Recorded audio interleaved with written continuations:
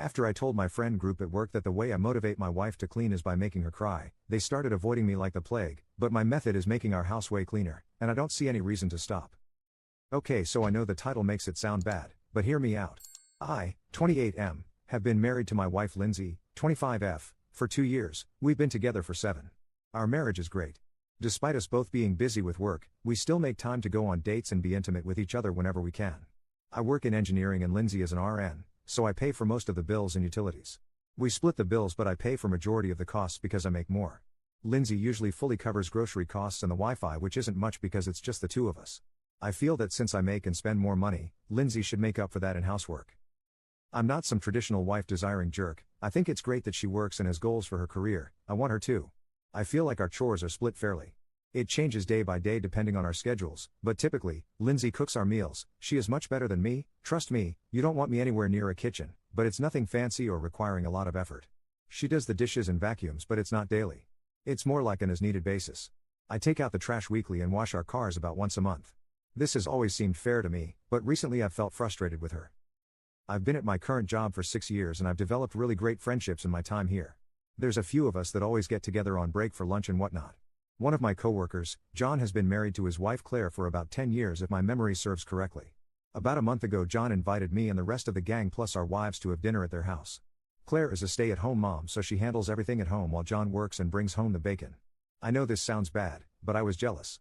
Not because she's a stay-at-home mom, I don't want kids, but because John has a wife that actually puts effort into her food and cleaning. Their house was immaculate, completely spotless, no dishes left in the sink, little knick-knacks left out on countertops, nothing. I couldn't believe it. Claire set the table and waited on everyone. She was thoughtful and made sure everyone's glasses were always full and would ask if she could get us more food, etc. She made filet mignon with mashed potatoes and roasted vegetables on the side. It was amazing, and I can't remember the last time Lindsay put any effort into our meals. It's always something lazy like pasta, a lot of chicken-centered meals, tacos, quesadillas, everything requiring little to no effort. On the drive home, Lindsay made a comment about how Claire is an amazing cook and said she would like to have dinner with them again because they're great people.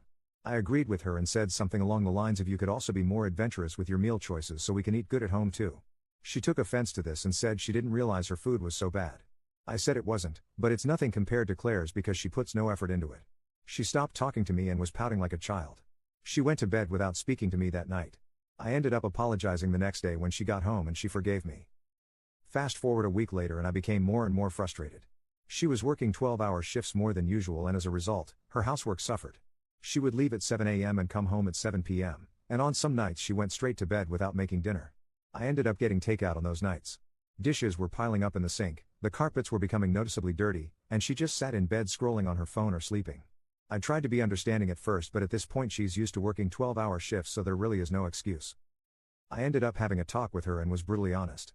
I told her that I'm not satisfied with her level of housework anymore and I want her to do more. I want her to come home and make dinner, and I want her to put more effort into it. I gave her some examples of meals I would like to eat and suggestions for ways that she can clean before going to bed, such as drinking coffee or energy drinks on the way home. I thought she was receptive to my ideas at first, but then I realized she looked pissed. She very coldly asked me if I feel this way because of John's wife, and I answered honestly and said yes. I told her I would be embarrassed if my friends came over to have dinner with us after that dinner at John's. She started tearing up when I said this, and I felt kind of bad for being so harsh. She didn't say a word to me and just left the room. I came out a short while later and saw her maniacally scrubbing a stain out of the carpet on her hands and knees, still crying. I asked her what she was doing and she screamed, "What does it look like, you fudging jerk?" The stain she was scrubbing was pretty much gone, but she continued for what felt like hours. I started feeling sorry for pushing her to that point, but then I remembered something. Something that could work out great for me or go horribly wrong. When she was in high school, she was Baker acted, I will not disclose details out of respect, and was in a psych ward. She told me she used to neglect herself when she felt really depressed, but after being in the ward, she obsessively cleans when she feels depressed or overwhelmed because of the habits they drilled into her. I almost felt like a DC villain because of the huge smirk that crept on my face. So, the next night she got home at 7 p.m. I told her I had something to confess to her and she looked petrified. I told her I was sorry, but I watched porn while she was at work because I was lonely. She ended up throwing up from crying so much, but just as I thought, she started cleaning. She washed all the dishes by hand instead of using the dishwasher. She dusted everything, every fan, every TV screen, every shelf. I didn't want it to be too obvious, so I started limiting this trick to 4x a week max. Skip to present day, I made a joke at lunch with my coworkers about how I trained my wife to love cleaning. Everyone was laughing and asked for the secret, so I said all I have to do is make her cry and she can't wait to clean. Daniel asked me what I mean, and I told him about how her response to being upset is to clean, so I've been upsetting her on purpose. Everyone was silent while I was still laughing. Adam asked why in a very unamused tone. I spilled the beans about how Claire made me realize how unmotivated my wife is and I wish Lindsay was more like her. The rest of lunch was pretty awkward and I felt like I made everyone uncomfortable. I ended up texting John to ask if I did something wrong because he didn't come by my station before leaving like he usually does. He told me he felt really weird about the way I was treating my wife and idealizing his. He told me I was being a jerk and emotionally abusing her when I should just communicate. I argued against this because I did communicate. I told her exactly what I wanted from her and all she did was make excuses about being tired from work and needing sleep. She even suggested that I should clean more if the state of the house bothers me so much and that I should learn how to cook before criticizing her. We wouldn't be able to afford the house we live in if it weren't for me. The lifestyle we live is because of me, so why can't she just show appreciation by cleaning and cooking better meals? It's been 3 days now and I am now sitting alone at lunch. When I sit with my usual group everyone stops talking. I feel like I really fudged up and want to make things right with my friends, but at the same time I feel like what I'm doing is okay because it's not for no reason. She's actually cleaning more and I'm so proud of her. Am I the jerk because I want to keep doing it? Commenter 1. You're the jerk. Don't worry, you can figure it out after she divorces you. Commenter 2. You're a jerk. Household chores are divided in accordance with the number of hours worked outside of the home, not income. If your wife is working 12-hour shifts, you should be doing most of the housework, not just half. Commenter 3. You got me at the first few sentences and I almost agreed. But then it gets worse. You just sound like an ungrateful entitled brat who never appreciates his wife. You're a jerk. Fake. But if it was real, you'd be one of the worst people I've ever seen on this sub. Edit. I understand that I'm the jerk now and no, this is not fake. Sorry to deprive you of that comfort. It's impossible not to recognize something is wrong with you when a good 80% of the comments are calling it fake or hoping it is. I understand now that I mentally abused my wife and I do want to fix it. Thank you to the 2 people who actually took the time to offer constructive feedback and advice. As much as I hate the thought I'm going to seek out a professional. It isn't possible for everyone to be wrong and I'm right, even though that's what my brain is telling me. I know something is wrong with me even though my brain is saying there isn't. Thank you all for helping me realize it.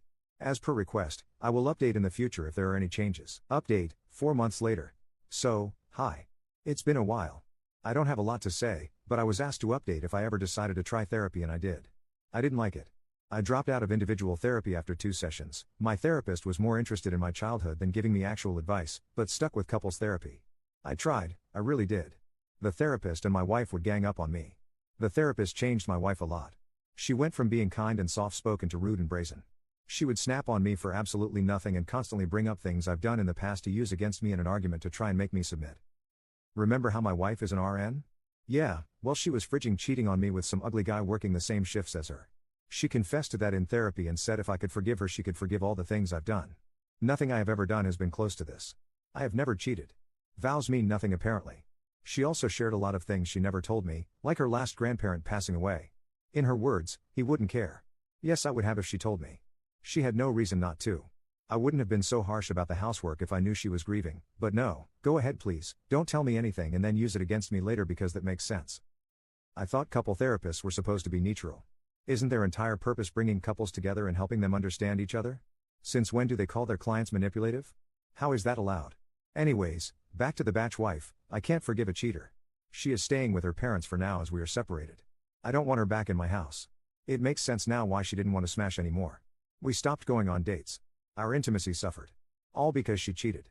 Therapy was a waste of time and money, but I guess it was worth it in the end because I learned what kind of person she really is. She disgusts me. I did not want therapy but I tried my best for her and to change. That is clearly not what she wanted because she cheated. I learned this information last month and I have finally come to terms with it.